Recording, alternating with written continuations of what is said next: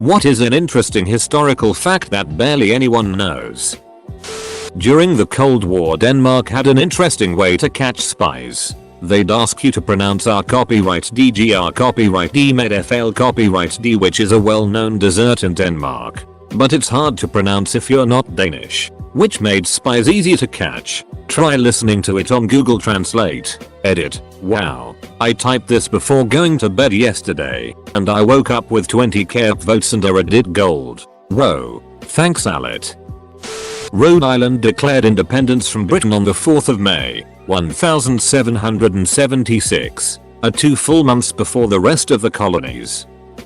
John O'Neill worked for the FBI pursuing Al-Qaeda, trying to convince higher-ups to take the threat more seriously. He was eventually pushed into early retirement because his personality clashed with FBI leadership, and he went on to head security in the World Trade Towers, where he was killed 1 month later in the 9/11 attacks. Edit. I highly recommend watching The Looming Tower. The Persian Empire of the 6th century had a very awesome way of determining how many soldiers were lost in a campaign. They would all pass before the emperor and place a single arrow into a basket. The arrows would be counted and the baskets sealed until the troops returned from the campaign. When the soldiers returned, they would all take 1 arrow from the baskets. When the last soldier took an arrow, they would count the remaining arrows so they'd know how many men were lost. Romans really loved their dogs, so much so that people made graves for them. Some of the writings on the grave said things like, "I am in tears while carrying you to your last resting place, as much as I rejoiced when bringing you home in my own hands 15 years ago." Acute. I found it interesting and very sad. The number of aircraft destroyed during World War II is greater than the number of aircraft that currently exist in the entire world today. One of the survivors of the sinking of Titanic, Violet Jessop, also survived the bombing of its sister ship Britannic and the ramming of its other sister ship Olympic. She's the only survivor of a disaster on all 3 Olympic-class ocean liners. She lived to be 83. She was the real unsinkable. Winston Churchill ordered an attack on the French Navy to prevent its ships from falling into Nazi hands. Nazi official John Rabe protected Chinese civilians from Japanese soldiers in Nanjing because he thought they were going too far. Edit. I can't spell place names. An American lawyer invaded Nicaragua in 1856 and ruled for just under a year until the neighboring countries teamed up and kicked him out. Well, more archaeological than historical. But this is the internet and you can't stop me. The Hagia Sophia, one of the most beautiful buildings in the world, has some odd scratches inside. For hundreds of years, no one knew what they were, so they left them. It was eventually discovered that they are Futhok runes. Some Norseman far from home, possibly a member of the Varangian Guard, left a message for us, successfully screaming it across 1,000 years by carving it into the one building he knew would never be knocked down. Halfdan was here.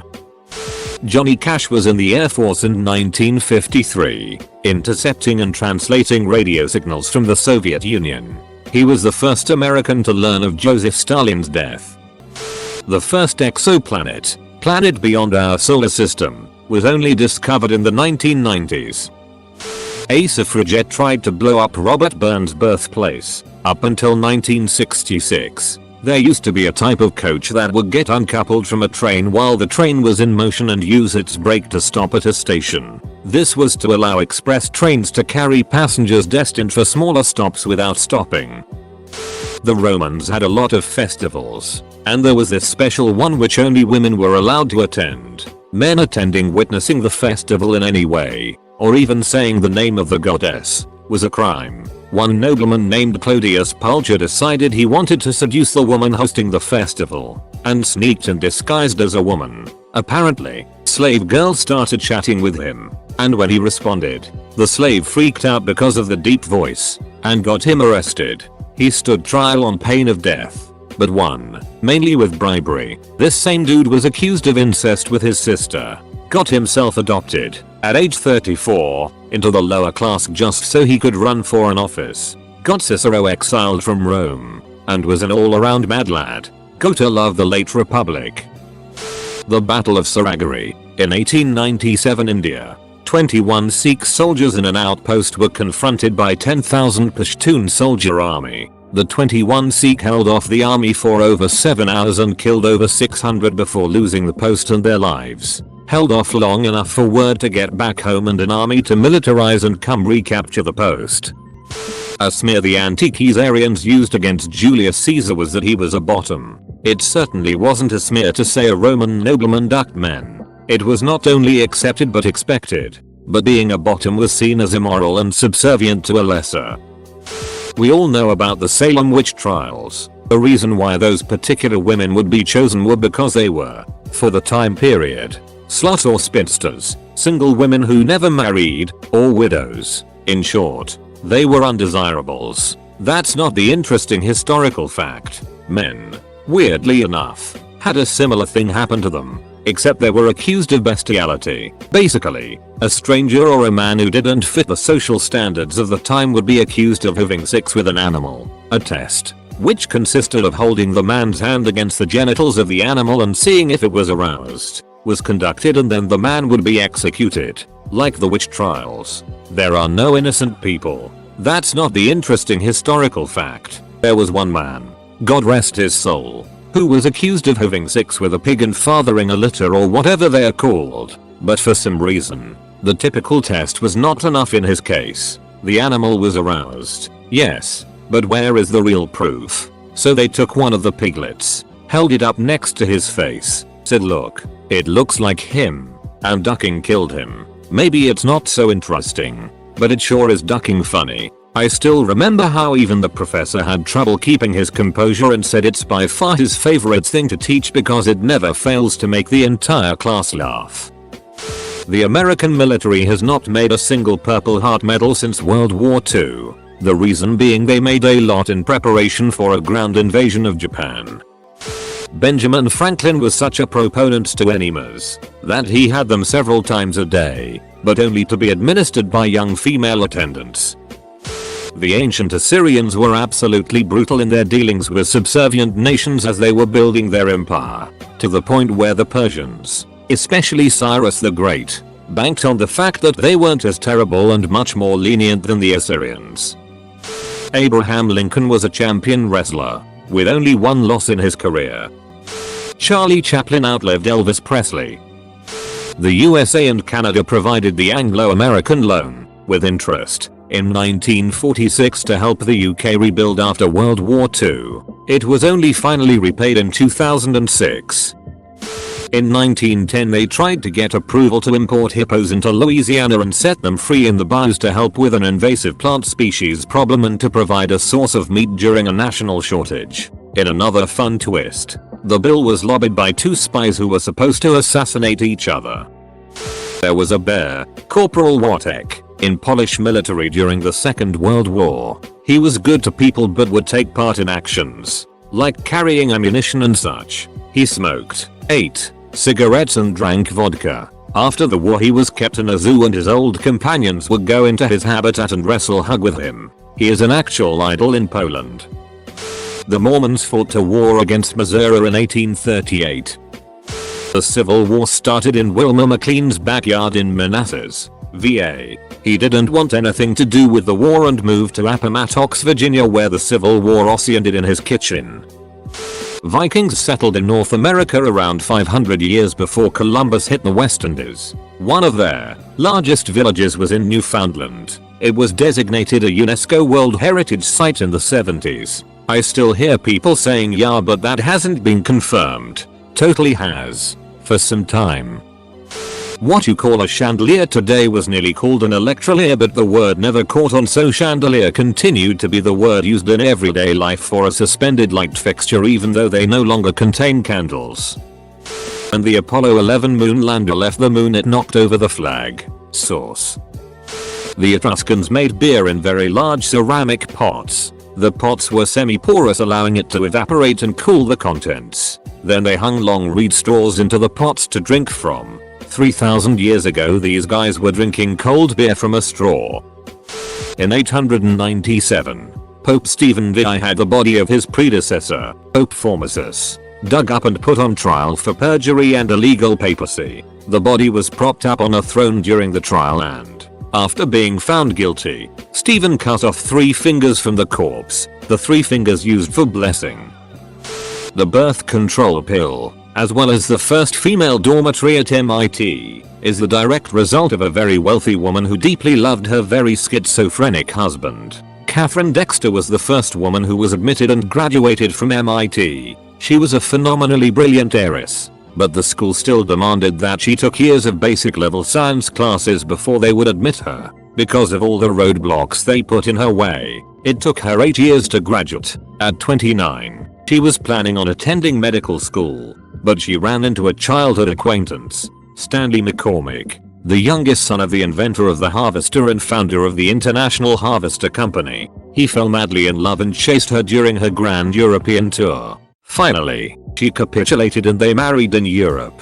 Almost immediately, Stanley's mental stability declined. It is believed that the marriage was never consummated. Within 2 years, Stanley was living in the McLean Mental Asylum. Soon after, his family paid for him to be moved with hand-picked caretakers to a house in California. During the majority of their marriage, Catherine wasn't allowed to be alone with her husband. His behavior was too erratic and dangerous for that to be possible. Stanley's family spent decades fighting Catherine for control over his care. They made constant accusations against her, that she thought too much like a man, that she might be a lesbian, that she was just after money. She was just as wealthy as they were. She didn't need a dime.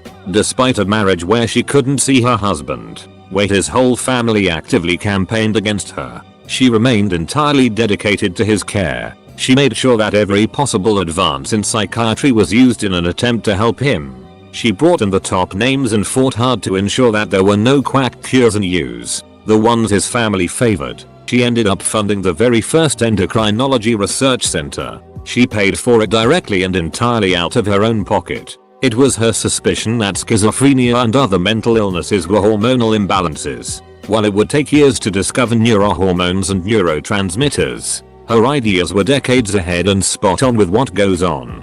As part of her work, she was also a suffragette and deeply interested in increasing the opportunities available for women. Thus she used that exact same endocrinology research center as the basis for study for the creation of the first birth control pill. She was so directly involved that she moved across country to be near and receive regular reports on the developments. After Stanley died, she buried him with her family, instead of with his. She was so angry with their treatment of herself and her husband, that she no longer wanted him to have any connection. She did use his money after he died. His money was used to build a major wing on the Santa Barbara Art Museum. His money was used to build the first female dormitory at MIT. There's some others out there too, but here's the clincher. Every single one of them was named after her husband. Every one. Operation Vegetarian. A British military plan in 1942 to disseminate linseed cakes infected with anthrax spores onto the fields of Germany. These cakes would have been eaten by the cattle, which would then be consumed by the civilian population, causing the deaths of millions of German citizens. Furthermore, it would have wiped out the majority of Germany's cattle, creating a massive food shortage for the rest of the population that remained uninfected. The cakes themselves were tested on Grenard Island, just off the coast of Scotland. Because of the widespread contamination from the anthrax spores, the land remained quarantined until 1990, plus 40 years. Bolsheviks lost the Russian election in 1917, gaining only 24% of the vote. But instead of respecting that they're not all that popular, they started the Civil War. When 8 of the British soldiers who committed the Boston Massacre in 1770 were put on trial, their defense lawyer was John Adams. He got 6 of them acquitted. When the HMS Hood was destroyed in its battle against the Bismarck during World War I, only 3 sailors out of 1,418 survived. That's a casualty percentage of 99.8%. The reason why the story is called the Divine Comedy is because back in those times, there were only 2 types of stories, comedies and tragedies. This is also why the historic sock and buskin symbols remain today. Comedies had a happy ending. Tragedies had a sad ending. As a result, Dante's story was a comedy in the sense that it had a happy ending, so he named it simply Commedia. Later on, A writer named Giovanni Boccaccio, author of the Decameron, read Commedia, and he enjoyed the story so much that he called it divine. So he added the adjective divina to get La Divina Commedia, which translates to divine comedy. I collect antique books and I have a 1536 publication for your enjoyment. During the height of the Holodomor in Ukraine, where Joseph Stalin basically starved the entire country out, causing extreme famine, the average life expectancy for a boy born during that time period was 3 years. The phrase hands down comes from horse racing and refers to a jockey who is so far ahead that he can afford drop his hands and loosen the reins, usually kept tight to encourage a horse to run, and still easily win. Most people assume it comes from poker or putting your hand down in class. Source. In March of 1907, Congress passed the Expatriation Act, which decreed, among other things, that US women who married non-citizens were no longer Americans. If their husband later became a naturalized citizen, they could go through the naturalization process to regain citizenship, but none of these rules applied to American men when they chose a spouse.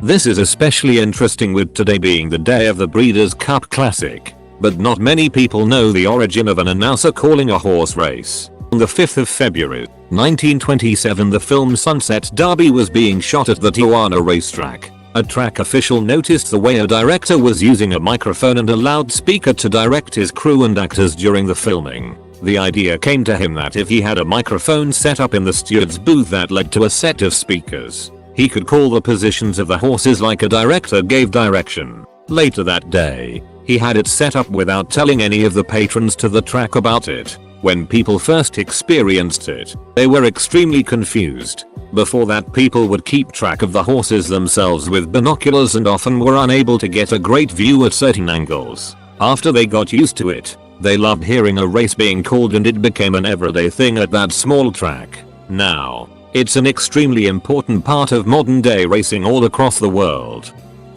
The death toll from the bombing of Hiroshima would not have been nearly as high if the Japanese had not sounded a premature all clear. The people had gone to shelter when a B-29 assigned to take weather readings for the attack was spotted as it flew over the city. When nothing further happened, they sounded an all clear, and people emerged from their bomb shelters just before the atomic bomb was dropped. In the 1800s, there was a solar flare so strong that it made telegram wires start on fire. It was called the Carrington event. The scariest part of that is that we're overdue for another flare of that intensity. Imagine what it would do to our technology now. I don't know how well known this is, but Nazi doctors were the first to realize the link between smoking and lung cancer. Edit. The truth of the Nazi Party's attitude towards smoking is more complicated than my original comment implied. See Unx's comment if you want to read more on it. The upside down cross isn't a satanic symbol. It's actually a very Catholic symbol since St. Peter wanted to be crucified upside down so as not to disrespect and or be crucified the same way as Jesus. Start researching anybody from the past. Odds are they're an asshole. The Mayo Clinic tried to find a cure for AIDS and made glow-in-the-dark cats by accident. Tin Pan Alley is an actual place in New York City and it's the nickname for the side streets off Times Square, where for generations music publishers have auditioned new songs. The name came from the late 1800s, when the awful sound of cheap tinny pianos coming through the open office windows of hundreds of publishers was likened to the beating of tin pans. Back in the day of the plague, people understood that if you survived the disease you were far less likely to get sick again. It wasn't until several hundred years later that Edward Jenner noticed that milkmaids who were exposed to cowpox were immune to smallpox. Serious problem at the time. He exposed a boy with a strain of cowpox and noticed that he was immune to smallpox too. This process of exposing an individual to a pathogen to build up immunity was known as variolation. So I was incorrect. Jenner termed this process vaccination, which was later improved upon by Louis Pasteur. Jenner isn't credited with inventing vaccination, inarguably one of the most important medical advancements despite what many medical professionals with minutes of medical training on the internet may tell you. Probably somewhat exaggerated by legend, but the Brits and US nearly had a mini war in the 1850s over a border dispute in the PNW. It started with a pig getting shot. 1859. Hiro Onoda, a Japanese army intelligence officer, spent 30 years hiding in the Philippine jungle because he refused to believe World War II had ended. He was talked into leaving in 1974.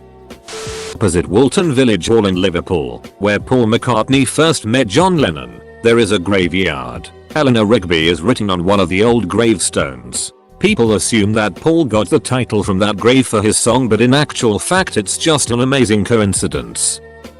Iraq and Iran, very briefly fought on the side of the Axis powers during World War II. Yugoslavia originally signed the Tripartite Pact, but the government was overthrown 2 days later. Relevance: it wasn't just Germany, Italy, and Japan against the world as many seem to believe. Edit. So people can learn more. Finland, Hungary, Slovakia, Romania, Croatia, Bulgaria, Vichy France. It's complicated. Thailand. Japan's collaborationist territories were Axis powers. Most European members ended up switching sides as the Soviets advanced and helped defeat the Germans. Everyone else, excluding Tibet, Bhutan, Yemen, Afghanistan, Portugal, Spain, sent volunteers to Eastern Front. Sweden, Ireland, and Switzerland were eventually part of the Allies. Estonia, Latvia, and Lithuania were occupied by the Soviets before the Molotov-Ribbentrop Pact was broken in 1941.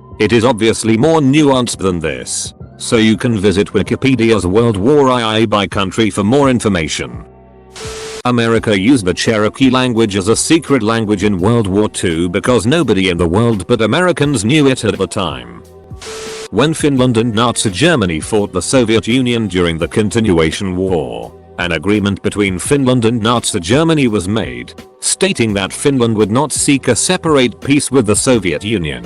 This agreement was known as the Ryti-Ribbentrop Agreement. Ryti was the Finnish president during the Winter War. However, the agreement only described an agreement between President Ryti and Nazi Germany. After Finland reclaimed territory lost in the Winter War, Ryti resigned and Finland promptly made peace with the Soviet Union. The Nazis never realized that Finland was bound to the agreement only as long as Ryti was president. The Ottoman Emperor wanted to send Uakut 10,000 to Ireland for aid during the 1840 Irish potato famine. Queen Victoria intervened and requested he send only Uakut 1,000 as she had paid Uakut 2,000. He did that, but also sent 5 ships of food and were one of the only countries to help the Irish during the famine. Edit. Empire to Emperor. Ancient Spartans were not natives of Laconia, but migrated from Crete, which explains their mindset of being in this constant state of war because they saw themselves as foreigners. Edit. Wow, I did not expect so many upvotes. Thank you. Disclaimer: I am not a historian, but recalling information from a class I took during my undergrad years, Spartans claim ancestry from Hercules, despite Hercules being from Thebes. He married a Cretan princess after completing the 12 labors. I know that Hercules is a mythological figure, but the historical fact is, it is this family line which the Spartans claim their ancestry is from. If I am remembering a detail incorrectly, please correct me. Benjamin Franklin was a sex addict and spent most of his ambassadorial days messing around with prostitutes. Rosa Parks was not actually the first African American woman to refuse to give up her seat on the bus. It was actually a younger girl from another area, but because she was a troublemaker to begin with, she didn't get the credit and was kind of disregarded. More men were executed for witchcraft in the medieval period than women, and the church spent more time condemning witch hunts than supporting them. Many people know that on 9/11 the FAA grounded all domestic US flights and turned away any incoming international flights for the first time in history following the attacks. What not too many people know is that the man who ordered the grounding, Ben Sliney, was working his first day on the job, in that position. Sears used to sell houses way back during the Jim Crow era, and since they were sold through magazines, no one could deny selling the houses to blacks because of anonymity. More Russians died in the 5-month-long Battle of Stalingrad than Americans in the entire war. There were still woolly mammoths on a small island north of Siberia when the pyramids of Giza were built. I always found the story of Roanoke, aka the Lost Colony, to be really interesting. Yet I've hardly ever met anyone who knows about it, other than the people I went to school with when we learned about it. Early medieval Byzantine Greeks developed flamethrowers in the 7th century called Greek fire. It was sprayed from a pump on a ship and it could burn on water as well as underwater. Only old vinegar, urine, or smothering it with sand could extinguish it. Later on in the 10th century, the Emperor Leo VI the Wise developed a handheld version of the weapon for soldiers to use as well. It was one of the most highly guarded secrets of the empire, and when the city Constantinople finally fell in 1453, the knowledge for how to craft it died with the empire. Charles I was the smallest English king in history, and his son, Charles II, was the tallest.